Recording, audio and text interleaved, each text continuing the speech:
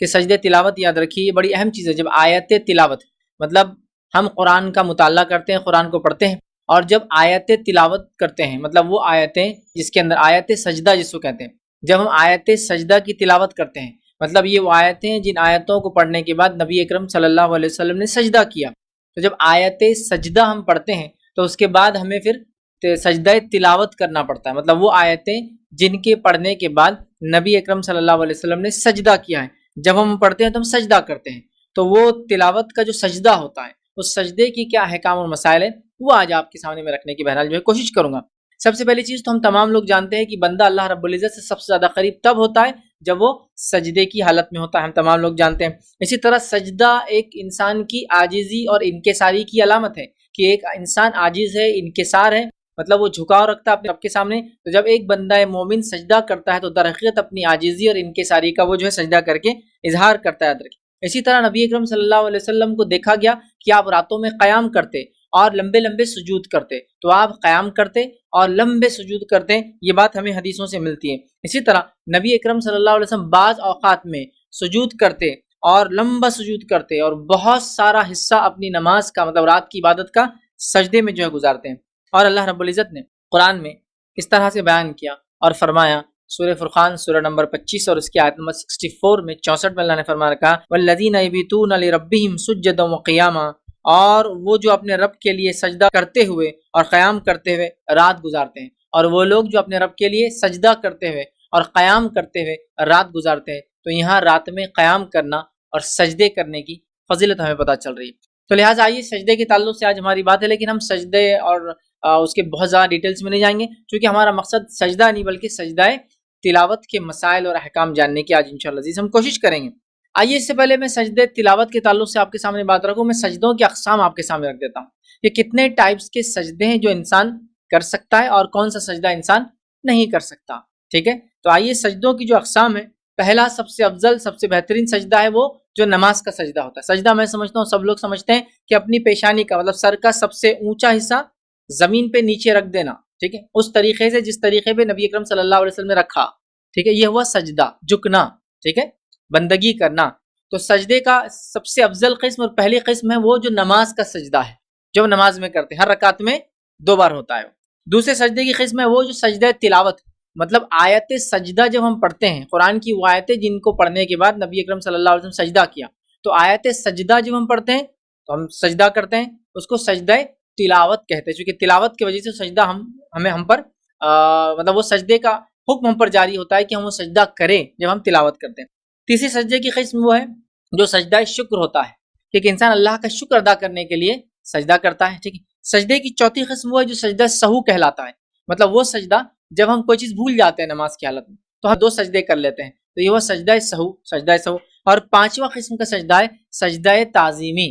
ٹھیک ہے، تعظیم کے لیے سجدہ، لیکن یاد رکھیے تعظیم کے لیے سجدہ ہم سے پہلی امتوں کے لیے تھا، اس امت کے لیے وہ سجدہ بھی منع ہے، جائز نہیں ہے اور حرام ہے، یاد رکھیے. ٹھیک ہے، یہ والا سجدہ. تو ٹوٹل سجدے کی 5 قسمیں ہو گئی، ایک سجدہ نماز، ایک سجدہ تلاوت، ایک سجدہ شکر، ٹھیک ہے، اسی طرح ایک سجدہ سہو اور ایک سجدہ تعظیمی.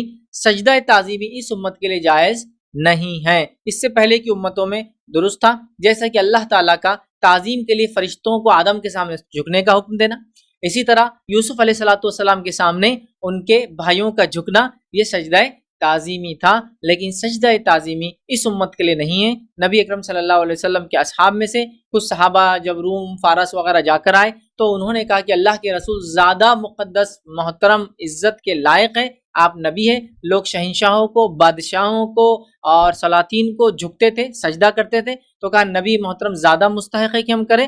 اللہ کے رسول صلی اللہ علیہ وسلم کے سامنے جب وہ جھکے تو آپ نے کہا یہ چیز میرے لیے مت کرو، اگر مجھے سجدہ تعظیمی کرنے کا کسی کو حکم دینا ہوتا تو میں بیوی کو دیتا کہ وہ شوہر کو کرے، لیکن اس کی بھی اجازت نہیں ہے. تو اگر اس امت میں کوئی سجدہ تعظیمی ہوتا تو بیوی کے لیے ہوتا کہ شوہر کو کرے، لیکن اس کی بھی اجازت آپ کو نہیں ملی، تو لہٰذا یہ قسم اس امت کے لیے درست نہیں ہے. ٹھیک، تو آج میں اس سجدے کی قسم میں سے جو تلاوت والی قسم ہے، سجدہ تلاوت جس کو کہتے ہیں، وہ اس کے احکام اور مسائل آج آپ کے سامنے رکھنے کی بہرحال جو ہے کوشش کروں گا. یاد رکھیں، ٹھیک ہے، قرآن کے میں سمجھتا ہوں وہ مقامات جہاں آیت سجدہ آتی ہے وہاں ہم سجدہ تلاوت کرتے ہیں، اور نبی اکرم صلی اللہ علیہ وسلم نے اس سجدے کو کیا، ہم سب جانتے ہیں. انفرادی بھی کیا اور اجتماعی شکل میں بھی کیا. ٹھیک ہے. حدیث کے الفاظ دیکھیے, کچھ حدیثوں میں اس طرح سے آتا ہے کہ نبی اکرم صلی اللہ علیہ وسلم نے ایک مرتبہ جو ہے سجدہ کیا, آیت سجدہ پڑھی اور سجدہ تلاوت کیا, اور تمام لوگوں نے سجدہ تلاوت کیا. کچھ لوگوں کا تو حال یہ ہوگا کہ لوگ اجتماعیت کی شکل میں تھے, مجمع تھا, تو کچھ لوگوں کو جگہ نہ ملنے کی شکل میں انہوں نے سامنے والے کی پیٹھ پر سجدہ کر لیا. مطلب نبی اکرم صلی اللہ علیہ وسلم انفرادی بھی کرتے, اجتماعی شکلوں میں صحابہ نے کیا, اس حد تک کیا, اس کثرت سے کیا کہ سب لوگ ایک ساتھ بیٹھے تھے, سجدہ کرنا پڑا, جگہ نہیں تھی تو لوگوں نے پیٹھ پر سجدہ کر لیا دوسرے کے پشت پر. اسی طرح بعض اوقات میں نبی اکرم صلی اللہ علیہ وسلم کو دیکھا گیا آپ ممبر پہ کھڑے تھے, بیان دے رہے تھے, سجدہ آیت سجدہ پڑھی, سجدہ تلاوت کے لیے آپ نیچے اترے, آپ نے سجدہ کیا, سارے لوگ جو موجود تھے حاضرین مجلس تمام لوگوں نے سجدہ کیا. تو پتہ چلا کہ نبی اکرم صلی اللہ علیہ وسلم کے زمانے میں آپ نے انفرادیت میں کیا, اجتماعیت میں کیا, خطبوں کے دوران کیا, ٹھیک ہے, اور نماز کے اندر آپ نے کیا. تو یہ مختلف شکلیں اور صورتیں نبی اکرم صلی اللہ علیہ وسلم سے سجدہ تلاوت کی ثابت ہے, یاد رکھیے. ٹھیک ہے. اب یاد رکھیے سجدہ تلاوت کی جو آیتیں ہیں ان آیتوں کو آپ, میں نمبر وغیرہ رکھوں گا آخر میں, کبھی غور سے پڑھیں. سجدہ تلاوت جن آیتوں پر ہوتا ہے, مطلب آیت سجدہ جو ہوتی ہے, ان آیتوں کو اگر آپ پڑھیں تو اس کے اندر اللہ رب العزت کی عظمت اور بڑائی بیان کی جاتی ہے, یاد رکھیے. اور جب اللہ رب العزت کی عظمت اور بڑائی بیان کی جاتی ہے اور کہیں جگہ سجدوں کا لفظ بھی آتا ہے, یاد رکھیے, بلکہ زیادہ تر سجدے کا لفظ بھی آتا ہے اس کے اندر, تو اللہ کی کبریائی عظمت بیان کی جاتی ہے, تو تب مومن بندہ اللہ کے سامنے جھک جاتا ہے. بلکہ بخاری کی روایت میں یہ تک الفاظ ہے, مشرکین نے بھی اللہ کے رسول صلی اللہ علیہ وسلم نے جب کچھ صورتوں کی تلاوت کی جس میں آیت سجدہ آئی, سجدہ تلاوت کیا, تو مشرکین نے بھی سجدہ کیا. یہ تک ہمیں روایتیں ملتی ہے, آگے انشاءاللہ جس تفصیلات ہم دیکھیں گے, یاد رکھیں. تو بہرحال یہ بات تو ثابت ہوگی کہ نبی اکرم صلی اللہ علیہ وسلم نے کیا, صحابہ نے اس عمل کو کیا. اب آئیے آگے بڑھتے ہیں. سجدہ تلاوت کے تعلق سے بات میں آپ کو بتا دوں کہ سجدہ تلاوت میں کسی کو بھی اختلاف نہیں ہے کہ ہونا چاہیے نہیں ہونا چاہیے. ہاں, کتنی آیتوں پر ہے اس میں تھوڑا سا اختلاف پایا جاتا ہے. کچھ نے 11 کہا, کچھ نے 14 کہا. 14 کہا تو 14 میں بھی دو اقوال ہے کہ 14 میں یہ 14, یا کسی نے کچھ ہٹ کر بتایا کہ نہیں یہ والے 14, اور 15. تو مطلب ایک قول کے مطابق 11, 14, 14 میں بھی دو قسم, مطلب ان کے 14 الگ ہے اور ان کے قول کے 14 الگ ہے, اور 15. ٹھیک ہے. تو اتنی آیتیں ملتی ہیں, مطلب زیادہ سے زیادہ 15 آیتوں پر ہم کو سجدہ تلاوت کرنے کا جو معلوم ہوتا ہے. لیکن اس میں کسی کو اختلاف نہیں ہے کہ سجدہ تلاوت ہے یا نہیں ہے. سجدہ تلاوت ہے, سجدہ تلاوت کرنا سنت ہے. سجدہ تلاوت نبی اکرم صلی اللہ علیہ وسلم نے کیا, خلفاء راشدین نے کیا, صحابہ نے کیا, صحابہ اس کو مانتے تھے, تمام ائمہ نے اس کو مانا, تو گویا اس پہ امت کا اجماع ہے کہ سجدہ تلاوت ہوتا ہے اور ہونا چاہیے. ٹھیک ہے. تو اس میں کسی کا اختلاف نہیں. کبھی ہوتا ہے نا کچھ چیزوں میں کہ کچھ نے کہا کہ یہ ہے, کچھ نے کہا کہ نہیں اس کی ضرورت نہیں ہے. اس معاملے میں ویسا بالکل بھی نہیں ہے, اس بات کو آپ سمجھ لیں. اور قرآن میں بھی یاد رکھیے سجدہ کرنے کے تعلق سے یا سجدہ تلاوت کے تعلق سے ایک اشارہ ملتا ہے. کس طرح سے؟ آئیے اللہ رب العزت قرآن میں فرماتا ہے, اور سورہ نمبر 84 سورہ انشقاق آیت نمبر 21 میں اللہ فرماتا ہے, کہتا ہے وَإِذَا قُرِئَ عَلَيْهِمُ الْقُرْآنُ لَا يَسْجُدُونَ. اللہ فرماتا ہے, کہتا ہے, اور جب ان کفار کے پاس قرآن پڑھا جاتا ہے تو وہ سجدہ نہیں کرتے. مطلب کافر لوگ جب قرآن پڑھا جاتا ہے تو سجدہ نہیں کرتے. مطلب اللہ کا مومن بندہ جب قرآن پڑھا جاتا ہے تو سجدہ کرتا ہے. ٹھیک ہے, یہ اس کا معنی ہوتا ہے. تو گویا ایک طرح سے اشارہ بھی قرآن نے دے دیا کہ جب قرآن پڑھا جائے تو سجدہ کرو, مطلب سجدہ کیا جا سکتا ہے. اللہ کے رسول صلی اللہ علیہ وسلم کر کے بتایا. چلیے آگے بڑھتے ہیں. سجدہ تلاوت یاد رکھیے یہ سنت ہے. سجدہ تلاوت کرنا یاد رکھیے یہ سنت ہے, یاد رکھیے.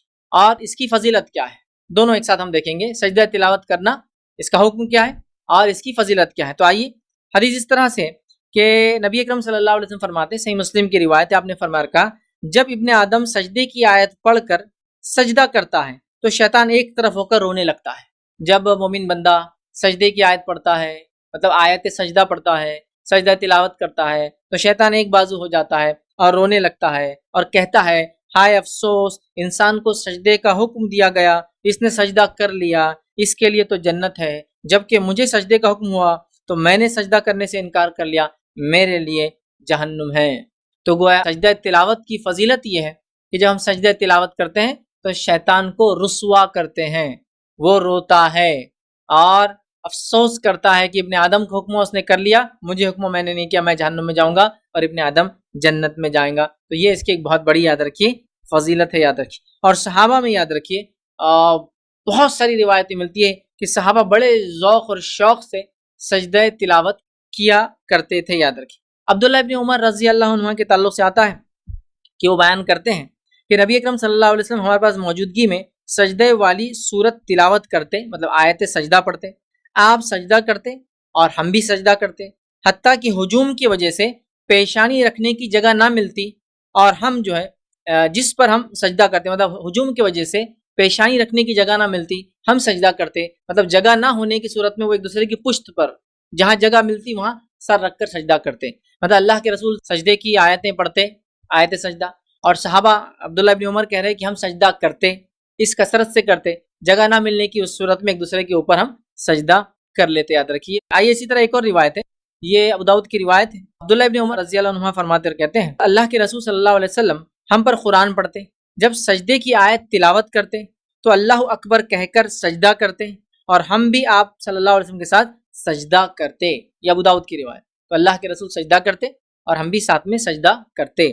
اب سجدہ تلاوت کرنا یاد رکھیے یہ سنت ہے، راجح قول اس معاملے میں یہی ہے، سوائے امام ابو حنیفہ رحمہ اللہ کے، انہوں نے اس مسئلے میں اختلاف کیا اور کہا کہ یہ واجب ہے، باقی تمام ائمہ کے اقوال کے مطابق سجدہ تلاوت یہ یاد رکھیے سنت ہے، اور راجح چیز یہی ہے کہ یہ اس کا کرنا سنت ہے، سوائے امام ابو حنیفہ رحمہ اللہ کے اختلاف کے کہ انہوں نے کہا کہ یہ واجب ہے، باقی تمام نے سنت ہے یہی کہا، یاد رکھیے۔ جن جن لوگوں نے اس کو سنت کہا ان میں کون کون شامل ہے؟ امام شافعی رحمہ اللہ، انہوں نے کہا یہ سنت ہے، ٹھیک ہے، امام مالک رحمہ اللہ، انہوں نے کہا یہ سنت ہے، امام احمد بن حنبل رحمہ اللہ، انہوں نے کہا کہ بہرحال یہ جو ہے سنت ہے۔ اسی طرح دیگر لوگوں میں اگر ہم لیں تو ان کے اندر امام اوزاعی رحمہ اللہ، انہوں نے کہا کہ سنت ہے، امام بخاری رحمہ اللہ، انہوں نے کہا کہ یہ جو سنت ہے، امام ابن حجر العسقلانی رحمہ اللہ، انہوں نے کہا کہ سنت ہے، امام نووی کا قول یہ ہے کہ یہ سنت ہے، امام شوکانی کا قول ہے کہ یہ سنت ہے، یاد رکھیے۔ تو گویا امام ابو حنیفہ رحمہ اللہ کے علاوہ تمام نے اس کا کرنا سنت کہا ہے، سوائے امام ابو حنیفہ کے انہوں نے اس کو واجب قرار دیا ہے، یاد رکھیے، باقی کسی نے۔ امام بخاری نے تو باب باندھ دیا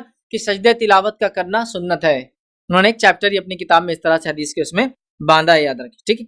اب سجدہ تلاوت سنت ہے جو میں کہہ رہا ہوں، یا جو ائمہ کے اقوال ہیں وہ کیوں کہے، وہ ہم دیکھتے ہیں کچھ دلائل کی روشنی کے اندر۔ آئیے، عمر ابن خطاب رضی اللہ عنہ کا دور زمانہ ہے، اور روایت کے الفاظ اس طرح سے کہ عمر ابن خطاب نے جمعے کے دن ممبر پر سورہ النحل کی آیت پڑھی، اور سجدے کا جب مقام آیا، مطلب سورہ نحل کی آپ نے تلاوت کی، جب سجدے کا مقام آیا اور یہ آیت جب آپ نے پڑھی وَلِلَّهِ يَسْجُدُ مَا فِي السَّمَاوَاتِ وَمَا فِي الْأَرْضِ، کہ اللہ کے لیے ہی تمام چیزیں سجدہ کرتی جو کچھ آسمان اور زمین میں، جب یہ آیت پڑھی، سورہ نحل کی آیت ہے، اور اس پر پہنچے تو ممبر سے اترے، سجدہ کیا، اور لوگوں نے بھی آپ کے ساتھ سجدہ کیا۔ دوسرے جمعہ کو پھر یہی صورت پڑھی، جب اس آیت پر پھر سے پہنچے تو فرمانے لگے اور کہا لوگو ہم آیت سجدہ تلاوت کرتے ہیں تو جو شخص سجدہ کر لے اس نے درست اور اچھا عمل کیا، اور جس نے سجدہ تلاوت نہیں کیا اس پر کوئی گناہ نہیں ہے۔ عمر ابن خطاب رضی اللہ عنہ کیا کریں کہ لوگوں ایک ہی صورت پڑھی، وہی آیت پڑھی، پہلے جمعہ سجدہ کیا، اگلے جمعہ نہیں کیا، اور کہا لوگوں میں نے سجدہ تلاوت والی آیتیں پڑھی، ٹھیک ہے، آیت سجدہ پڑھی، اور سجدہ تلاوت پچھلی بار کیا تھا، آج میں نہیں کر رہا ہوں، اور پھر فرمایا جو یہ کرے وہ اچھا کرتا ہے، جو نہ کرے اس پر کوئی گناہ نہیں۔ نافع رحمۃ اللہ فرماتے ہیں کہ عبداللہ ابن عمر رضی اللہ عنہ سے یہ بھی نقل کیا ہے کہ اللہ نے سجدہ تلاوت کو فرض نہیں کیا بلکہ ہماری خوشی پر رکھا ہے۔ عمر رضی اللہ عنہ کا یہ قول جو ہے ان کے بیٹے نقل کرتے ہیں کہ ایک بار یہ بھی انہوں نے کہا کہ ہم پر یہ فرض نہیں ہے، یہ ہماری خوشی پر اللہ نے رکھا ہے، ہم کرنا چاہے تو کریں، نہ کرنا چاہے تو ہم نہیں کر سکتے۔ اسی حدیث کی بنیاد پر اکثر علماء نے اس کو سنت قرار دیا ہے، واجب قرار نہیں دیا ہے۔ ایک اور روایت ہے، یہ بخاری کی روایت تھی جو میں نے اوپر رکھی، ایک اور روایت ہے، اس روایت کے الفاظ دیکھیے کیسے۔ ایک روایت میں یہ الفاظ ہے عمر ابن خطاب نے جمعے کے دن ممبر پہ آیت سجدہ پڑھی اور پھر اس کے بعد تلاوت کی، مطلب آیت سجدہ کی تلاوت کی، آپ ممبر سے اترے، سجدہ کیا، لوگوں نے بھی آپ کے ساتھ سجدہ کیا۔ آئندہ جمعے میں بھی آپ نے آیت سجدہ تلاوت کی، لوگ سجدہ کرنے کے لیے تیار ہوئے تو آپ نے فرمایا اور کہا اللہ نے ہم پر سجدہ تلاوت فرض نہیں کیا، البتہ اگر ہم چاہیں تو کر لے۔ تو عمر ابن خطاب رضی اللہ عنہ کے مطابق، آپ کے مطابق یہ فرض نہیں ہے، واجب نہیں ہے، بلکہ سنت ہے، اور یہ روایت موطا امام مالک کی تھی۔ تو گویا اس روایت سے پتہ چلا کہ عمر ابن خطاب نے ایسا نہیں کیا، مسجد نبوی میں بڑا مجمع جمع تھا اور اس مجمع میں سے کسی نے بھی تعجب کا اظہار نہیں کیا، اور ایک بھی صحابہ کا اس معاملے میں اختلاف نہیں پایا گیا کہ حضرت عمر سے کسی نے اختلاف کیا کہ عمر تم نے غلط بولا، ایسا نہیں ہے، یہ کرنا واجب ہے، یہ کرنا فرض۔ اسی دلائل کی بنیاد پر میں نے یہ کہا، اور ائمہ کے اقوال جو میں نے پڑھے کہ سجدہ تلاوت کا کرنا یاد رکھیے سنت ہے، واجب یا فرض نہیں ہے، اس بات کو آپ یاد رکھیں، ٹھیک ہے۔ لیکن یہ بات بھی میں آپ کو بیان کر دوں، ٹھیک ہے؟ اور اس تعلق سے یاد رکھیے، امام ابن قدامہ رحمۃ اللہ علیہ المغنی ان کی ایک مشہور معروف فقہی کتاب ہے، وہ المغنی میں لکھتے ہیں اور کہتے ہیں کہ اس واقعے کی بنا پر سجدے کے واجب نہ ہونے پر استدلال کیا ہے اور لکھا ہے کہ اس پر صحابہ کا اجماع ہے، سجدہ تلاوت کے فرض نہ ہونے پر صحابہ کا اجماع ہے، جو ہے ابن قدامہ رحمۃ اللہ علیہ المغنی اپنی کتاب میں اس بات کو لکھتے ہیں، ٹھیک؟ لیکن یہ بات یاد رکھیے کہ اگر آیت سجدہ ہم پڑھتے ہیں اور سجدہ تلاوت ہم کرتے ہیں تو یہ افضل ہے، یہ بہتر ہے، ٹھیک ہے؟ یہ نبی اکرم صلی اللہ علیہ وسلم کا طریقہ ہے، یہ صحابہ کا طریقہ ہے، لیکن کوئی کسی وجہ سے بھول جاتا ہے، چھوڑ دیتا ہے تو اس کی پکڑ بھی نہیں ہے، یہ بات بھی ہمارے ذہن میں ہونا چاہیے۔ تو میں یہ نہیں کہنا چاہ رہا ہوں کہ آپ چھوڑ دے چونکہ سنت ہے، کریے، چونکہ سنتوں کو تو ظاہر سی بات ہم کو تھامنا ہے، لیکن مسئلہ یہ آتا ہے کیا یہ نہ کرنے پہ گناہ ملے گا؟ تو نہیں، گناہ تو نہیں ملے گا، کرنے پر اس کا اجر اور ثواب ملے گا، اور کرنا چاہیے۔ نبی اکرم صلی اللہ علیہ وسلم نے ہمیشہ کیا، صحابہ نے ہمیشہ کیا، الا یہ کہ بتانے کے لیے آپ نے ایک مرتبہ نہیں کیا تھا، ایسا واقعہ بھی انشاءاللہ آگے میں اس واقعے کو بھی آپ کے سامنے رکھوں گا، ٹھیک ہے؟ تو بہرحال پتہ چلا کہ یہ سنت ہے، فرض ہمارے لیے نہیں ہے۔ آئیے زید بن ثابت رضی اللہ عنہ کا ایک واقعہ سنتے ہی، صحیح بخاری کا واقعہ ہے کہ میں نے اللہ کے رسول صلی اللہ علیہ وسلم کے سامنے سورہ نجم کی تلاوت کی مگر آپ نے اس میں سجدہ نہیں کیا۔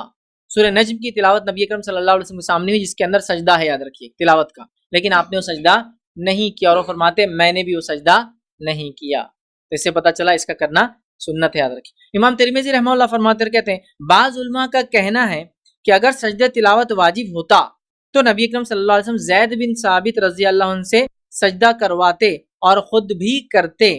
اس سے معلوم ہوا کہ ترک سجدہ بھی جائز ہے۔ بعض نے یہ کہا ہے کہ اگر پڑھنے والا سجدہ نہ کرے تو سامع پر بھی واجب نہیں۔ کچھ نے یہ بھی کہا کہ اگر پڑھنے والا، تلاوت کرنے والا سجدہ نہ کرے تو سننے والے پہ بھی واجب نہیں ہے۔ امام ترمذی نے اس حدیث کے اوپر اپنا قول رکھا ہے، اپنی رائے رکھی ہے۔ تو پتہ چلا یہ سنت ہے، واجب نہیں ہے، لیکن میں یہی کہوں گا کرنا چاہیے، ہمیشہ کرنا چاہیے، لیکن کچھ وجوہات سے چھوٹ جائے تو انشاءاللہ اس کو مسئلہ نہیں۔ جیسا کہ آپ سفر کر رہے ہیں، بہت کنجسٹڈ اس میں ہے، لیکن آپ تلاوت کرتے بیٹھے ہیں، یا فلائٹ میں ٹریول کر رہے ہیں، اب ظاہر سی بات ہے وہاں ممکن نہیں اتنی پبلک کو ہٹا کے آپ بولیں گے مجھے سجدہ کرنا ہے، کوئی آپ کو جگہ نہیں دیں گا، تو آپ اس کو چھوڑ دے تو آپ پہ کوئی گناہ بھی انشاءاللہ عزیز نہیں ہے، اس بات کو بھی ہم یاد رکھیں۔ چلیے آگے بڑھتے ہیں ہم۔ تو سستی اور غفلت کی وجہ سے سجدہ تلاوت کرنے کو آپ نہ چھوڑیں، جینوین کوئی ریزن ہو تو چھوڑ سکتے ہیں، اس کی کوئی پوچھ اور پکڑ انشاءاللہ عزیز نہیں ہے۔ آئیے اگلا نقطہ دیکھتے ہیں کہ پڑھنے والا اور سننے والا دونوں سجدہ کریں گے، یاد رکھیے، پڑھنے والا اور سننے والا دونوں کو سجدہ کرنا ہے جب آیت سجدہ پڑھی جائیں گی، ٹھیک ہے؟ مثال کے طور پر ایک آدمی پڑھ رہا ہے، جیسا میں نے پڑھ دی تو آپ لوگ سن رہے ہیں، حالانکہ آپ نے پڑھی نہیں، لیکن چونکہ آپ نے سنی آپ پہ بھی سجدہ ہے۔ اگر ہم نماز پڑھتے ہوتے اور میں امامت کرتا اور میں پڑھ لیتا اور آپ نے سنا ہوتا تو آپ پر بھی واجب ہو جاتا کہ میری اتباع کرتے، چونکہ میں امام ہوں، میں جھکوں گا تو آپ بھی جھکیں گے۔ تو پڑھنے والا اور سننے والے دونوں پر ہے۔ نبی اکرم صلی اللہ علیہ وسلم نے خطبے میں پڑھا، صحابہ نے سنا، آپ نے سجدہ کیا، صحابہ نے سجدہ کیا۔ حضرت عمر نے خطبے میں پڑھا، آپ نے سجدہ کیا، دوسرے لوگ جو موجود تھے صحابہ اور تابعین انہوں نے سجدہ کیا۔ نبی اکرم صلی اللہ علیہ وسلم نے نماز میں پڑھا، آپ نے سجدہ کیا، صحابہ نے سجدہ کیا۔ تو پتہ چلا پڑھنے والا سننے والا دونوں بھی اس کو کریں گے، یاد رکھیں، ٹھیک ہے؟ اسی طرح جو ہے سننے والے کا ارادہ اگر سننے کا نہ ہو اور کوئی اسے سنا دے تو وہ نہیں کریں گا، یاد رکھیے، کرنا چاہے تو کر سکتا ہے، لیکن چھوڑنا چاہے تو چھوڑ سکتا ہے۔ اس تعلق سے بھی اقوال موجود ہے، مطلب کہ آپ کا ارادہ نہیں ہے کہ آپ سجدہ تلاوت کریں، لیکن میں کروانا چاہتا ہوں آپ سے، میں پڑھ دیتا ہوں آپ پر، آپ کا انٹینشن نہیں تھا، سمجھ؟ جیسے کہ کوئی ایسا شخص آ جائے جو سمجھتا ہے کہ سجدہ تلاوت پر واجب ہے سجدہ کرنا، لیکن وہ آج کے اس میرے درس میں آ جائے، آپ کا انٹینشن تو کوئی سجدہ کرنے کا تھا نہیں، نہ ہی یہ چیپٹر سننے کا تھا، اب میں اتنی ساری آیتیں پڑھوں گا، اتنی ساری باتیں آپ کے سامنے رکھوں جو پوری سجدہ تلاوت پر مبنی ہے، تو آپ چونکہ اس نیت سے نہیں آئے تو آپ نہ بھی کرے تو چل جائیں گے انشاءاللہ، ٹھیک؟ ویسے تو ہم سمجھ گئے کہ سنت ہے، پھر بھی کوئی واجب بھی مانے تو اگر اس کی انٹینشن اور نیت نہیں تھی تو اس پر بھی نہیں ہے، یاد رکھیے۔ آئیے اس تعلق سے کچھ اقوال ہم دیکھتے ہیں صحابہ کے۔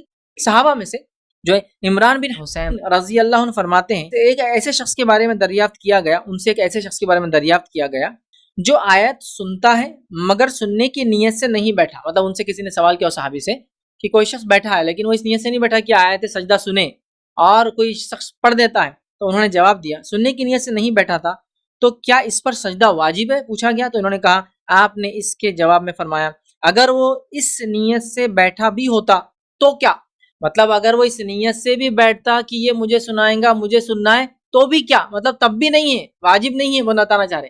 سائل نے سوال کیا، کیا کوئی شخص آیت سجدہ پڑھ رہا ہے سامنے والے کی نیت نہیں ہے وہ سننے کی، لیکن وہ سامنے پڑھ دے تو کیا وہ سجدہ کرے واجب ہے؟ تو انہوں نے کہا اگر سننے کی نیت سے بھی آیا تھا تو کیا سجدہ نہیں ہے اس پہ واجب، ادا کرنا چاہے تو کرے لیکن واجب نہیں، چونکہ سائل نے سوال کیا واجب ہے کیا، یہ کہہ رہے ہیں اگر سننے کی نیت سے بھی آئے تو کیا، مطلب نہیں اس کو ضرورت نہیں ہے، یاد رکھیں ٹھیک ہے۔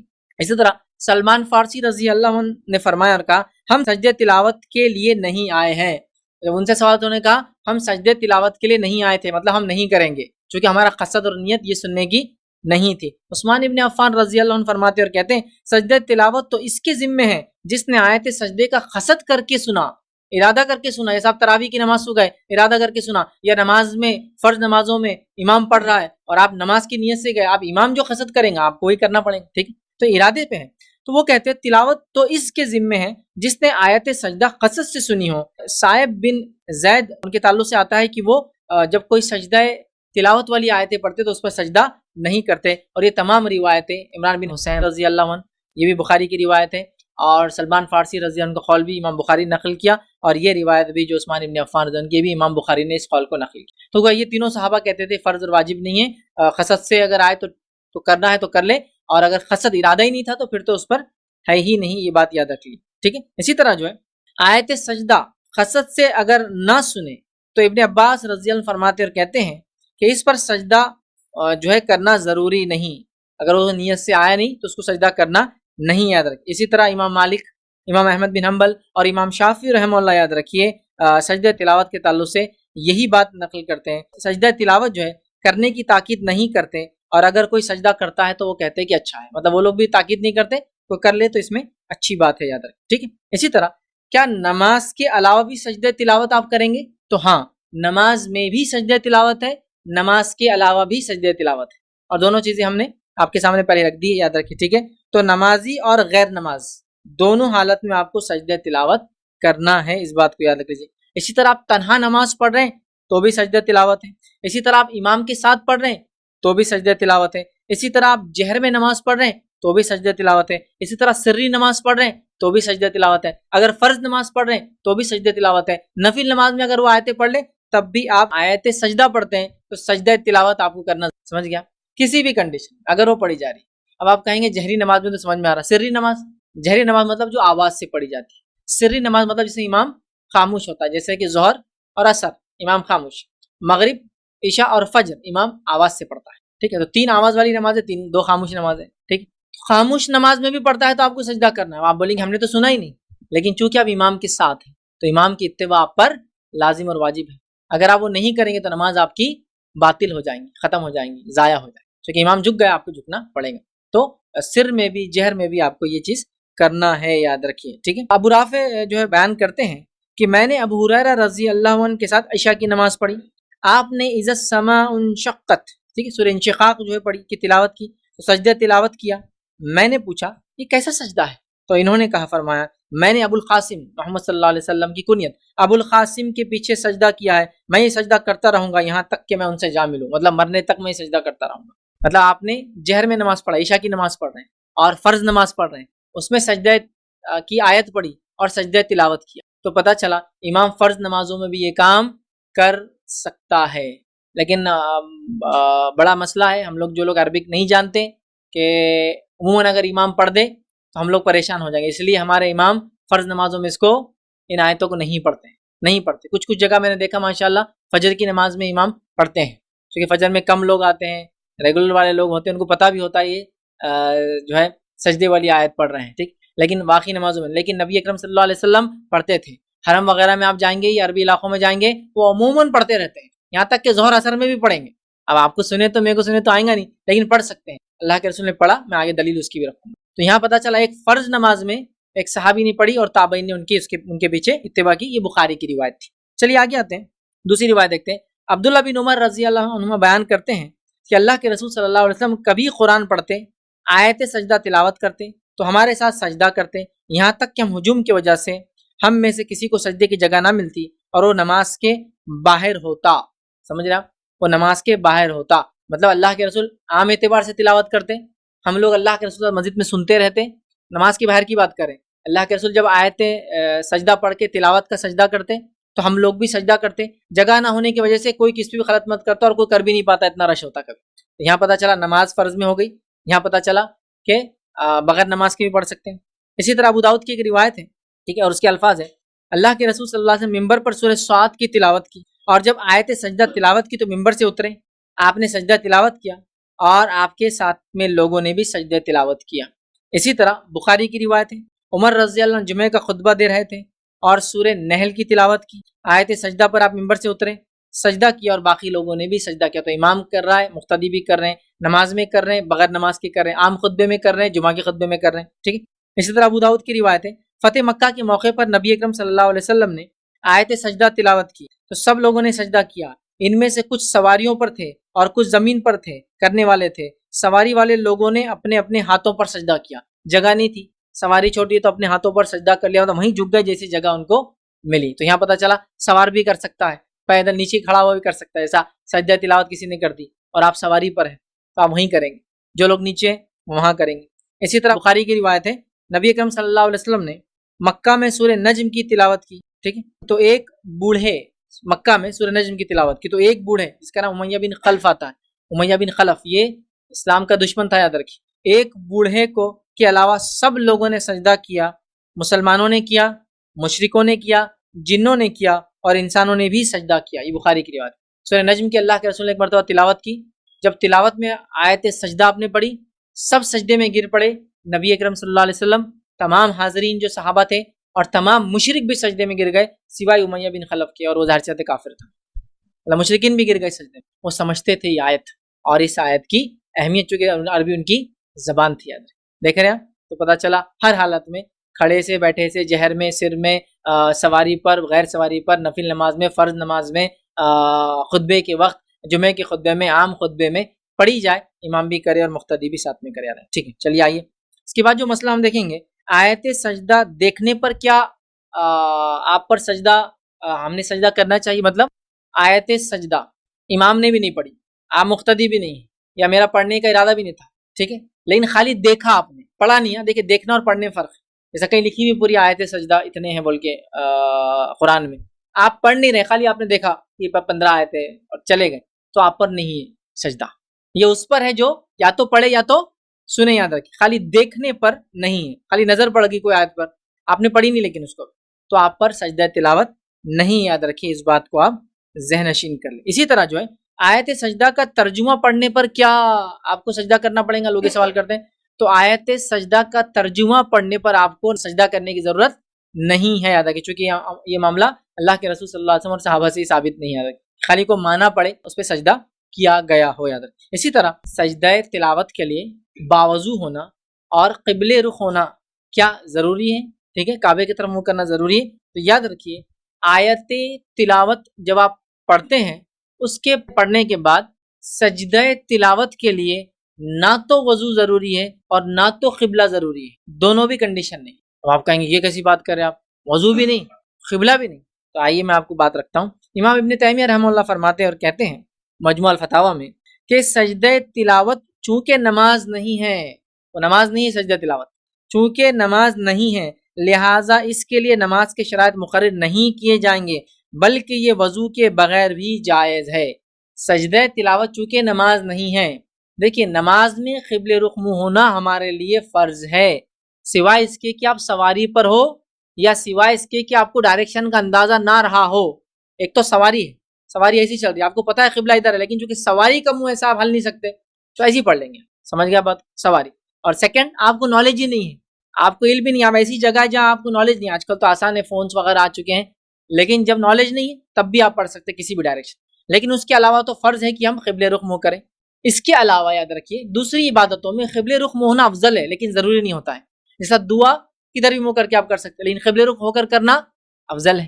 آپ جب بھی بیٹھے تلاوت قرآن کر رہے ہیں، آپ کدھر بھی منہ کر کے عبادت کر سکتے ہیں، تلاوت قرآن عبادت ہے، لیکن افضل ہے قبل رخ ہو کر کریں. سمجھ رہا بات؟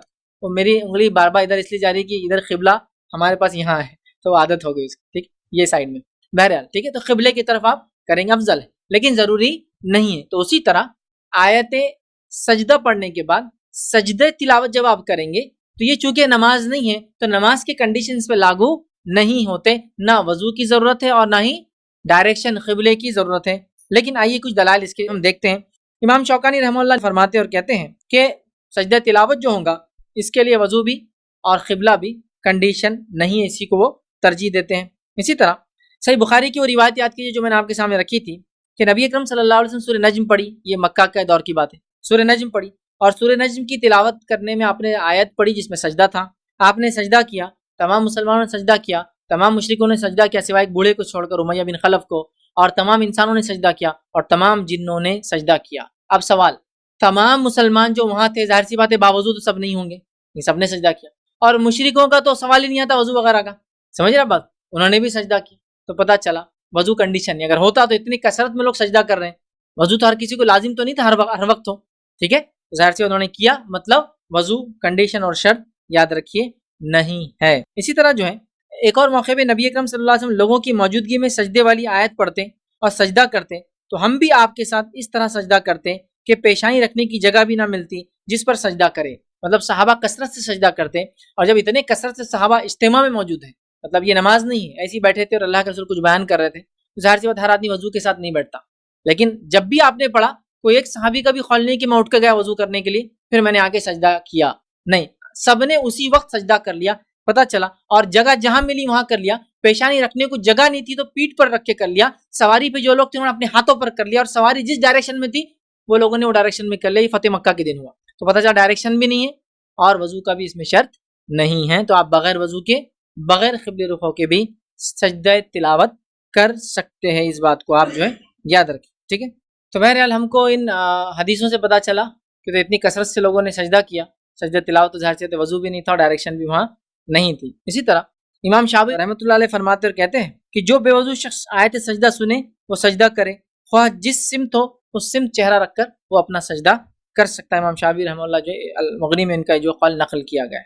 آئیے فتح الباری کے اندر حافظ ابن حجر اسقلانی رحمۃ اللہ علیہ کہتے فرماتے جب وضو کرنا مشکل ہو اس روایت سے بغیر وضو کی سجدہ تلاوت، مطلب اوپر والی روایتوں سے بغیر وضو کے سجدہ تلاوت کرنے کے جواز پر استدلال کیا جا سکتا ہے.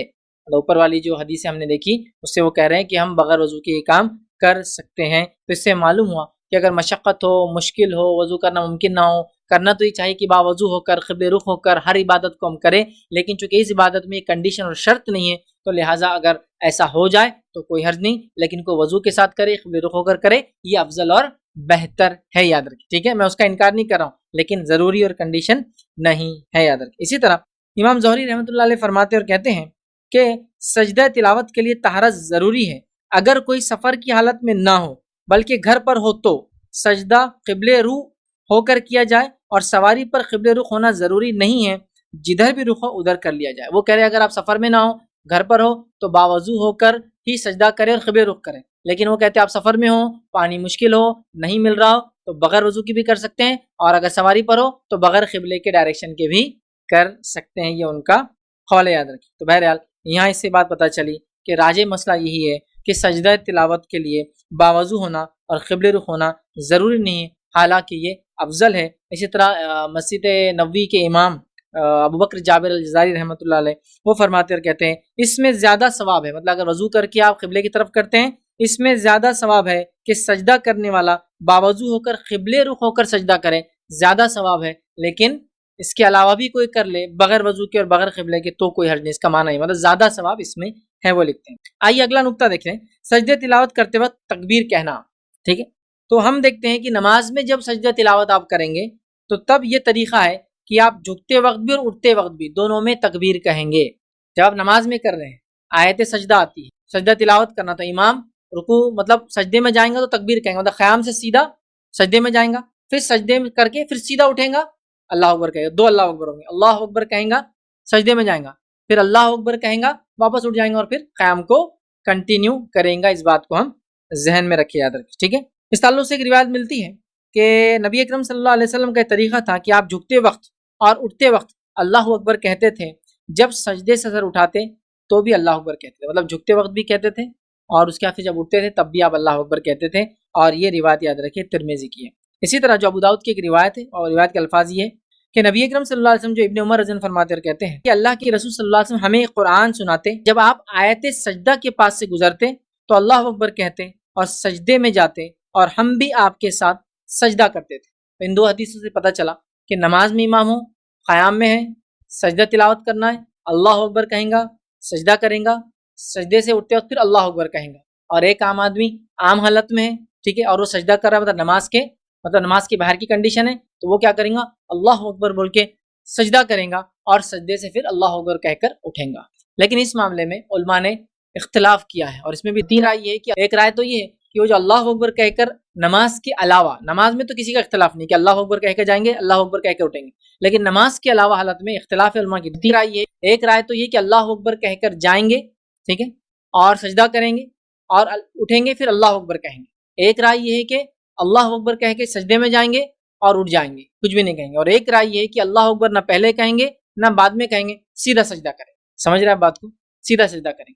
وہ اس لیے ہوا کہ وہ جو حدیث میں الفاظ ہیں کہ اللہ اکبر کہہ کے سجدے میں جاتے نماز کے علاوہ، وہ اللہ اکبر وہاں کہنے پر بہت سارے محدثین نے کلام کیا ہے کہ یہ روایت کے الفاظ میں یہ لفظ جو ہے ضعیف ہے، جس بنیاد پر انہوں نے کہا کہ سیدھا چلے جائے سجدے میں، اللہ اکبر نہ پہلے کہے نہ بعد میں۔ کچھ نے کہا بعد میں نہیں کہنا لیکن پہلے کہہ کر جائیں گے، چونکہ جو حدیث میں نے ابھی پڑھی آپ کے سامنے اس میں پہلے آپ نے، اور کچھ نے کہا نہیں چونکہ وہ الفاظ ضعیف ہے لہٰذا ہم صرف سجدہ کریں گے، ٹھیک ہے۔ تو یہ تینوں قول میں نے آپ کے سامنے بہرحال اس معاملے میں رکھ دیے ہیں۔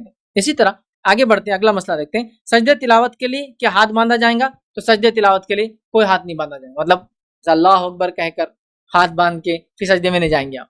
کچھ لوگ پوچھتے کیا سجدے تلاوت کے لیے ہم ایسا اللہ اکبر کرے پھر ہاتھ باندھے پھر سجدے میں جائیں پھر اللہ اکبر کہہ کے اٹھے؟ نہیں، صرف آپ سجدے میں جائیں گے، رک جائیں گے ادھر، اس میں کوئی تکبیر وغیرہ نہیں ہوں گی۔ اسی طرح کیا سجدہ تلاوت میں رفع دین ہے؟ تو نہیں، سجدہ تلاوت میں کوئی رفع دین نہیں، سمجھ رہے ہیں؟